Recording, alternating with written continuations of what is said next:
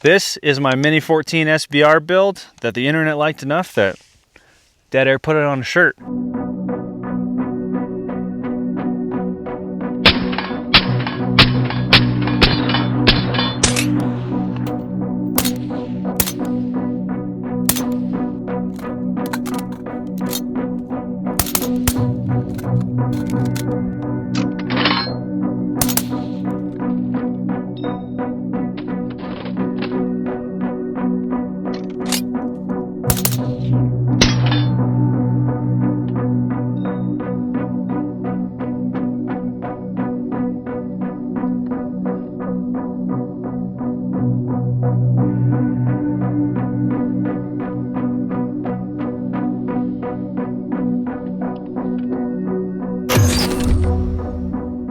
We're gonna do a quick little rundown on this gun, go over some parts I have on it, some things I've changed about it, because a lot of people ask about it in the comments. Right out front, obviously not as long as the factory option. Factory is 18.5, I cut it down roughly to 12.5. On the end of the barrel, I have a Lazarus with the Xeno mount.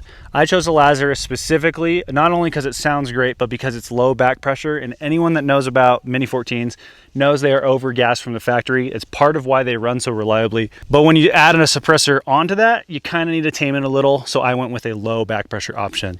Below that, I have a Surefire Scout Light, and it is mounted on a Skinner Sights light mount down here that just bolts up to the bottom. The thing I changed about that is it normally comes, I don't know, like a 1/2 inch or 3/4 of an inch longer with an extra section of pick rail. I just took a hacksaw to it, cut it off, because once I chopped the barrel, it was too long.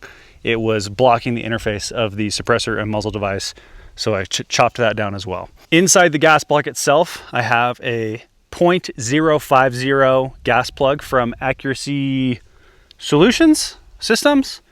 Accuracy something with an S, you can Google that. And that has been the perfect one for me to run suppressed and unsuppressed. It really tames, because the piston's under here, so it's a little more violent of a recoil impulse than a lot of people are used to with an AR, that's direct impingement, with a big piston, the mass of the piston going back and forth. So it tamed that a lot. And it was not so much that it won't cycle unsuppressed, and I can swap suppressor or not while I'm shooting, and that has been great. I do have taped on here just with some goon tape. I have a prototype shortstop from Driven Arms Co. It's a prototype because it is exactly the same as his grips, except it has tabs on front and back.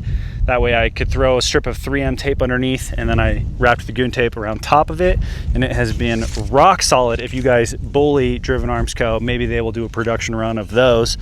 But for now, you'll have to fight over the one of them that I'm not using, because this one stays with me. I have 30 round mags, I have 20 round mags. They both function great. Obviously the 20 is a little smaller. I like the aesthetic of the 30 round. And then also, if I'm doing reloads, the 30 round mag has more meat for me to grab. So depending on what we're doing, I'll usually have the 20 round mag in the gun, and I'll do my reload with the 30 round mag. That way I have more of the mag to grab. I can get a little bit cleaner of a reload that way. On top, I have, this is an AIM Sports Optic mount, if I remember right. I bought it on Amazon. There is basically two options. It's AIM Sports and GG&G. I have both of them. The reason I ended up sticking with this one is because you can see under it, and so you can still use your sights. I will eventually get an AC556 front sight. I ordered it 9 months ago, 10 months ago, still hasn't shown up, so that's awesome, but that's the only reason I don't have a front sight on there. That will be fixed one day when they're back in stock. Below that, I have a part that I helped design and make. This is a Ghost Mountain part, and then my buddy Bridger helped me design it, but it is an extended mag release. The people familiar with the Mini-14 know that the factory mag release is just a little tap right there. It's like an AK. You have to do it with your thumb, which, if you're going for a fast reload, hinders speed. So I made this extended mag release that I can hit with my trigger finger, and it works great. I will say, if the bolt is locked back because of the way the mag seats, there is this hole in the front of the magazine. It locks into a pin in the front. So when the bolt is back, it won't drop on its own because that pin is still in the mag. You have to give it a little shimmy while you're hitting the mag release, and that will let it drop free. That's pro tip. I have some tape here on both sides that people have asked about. It's just there for when I mess up a reload and slam that mag into the wood. In my head, it was gonna help save the wood a little bit, but ultimately, I don't think there's any saving this wood. I shoot this gun a lot, and it's over time just going to need to be replaced. So they don't really do anything at this point. I have an aim-point T2 mounted on this gun. The reason I went with the T2, I typically am an EOTech guy. I love a big window on an optic. Doesn't matter what. My pistols, I love the SRO. Rifles, I love an EOTech. But with ejection, you know, like similar to a bolt action, having the rail being bolted right on top of where it ejects instead of out the side like an AR, the EOTech hung over too much. It did cause some malfunctions. So I moved to a smaller optic, narrower footprint. That solved that problem. So we're sticking with the T2 here. Right here, my main interface with a gun is another product that Driven Arms Co. has helped me with. This is the Ghost Mountain Driven Arms Co. collab grip for the Mini-14, designed specifically for this chassis.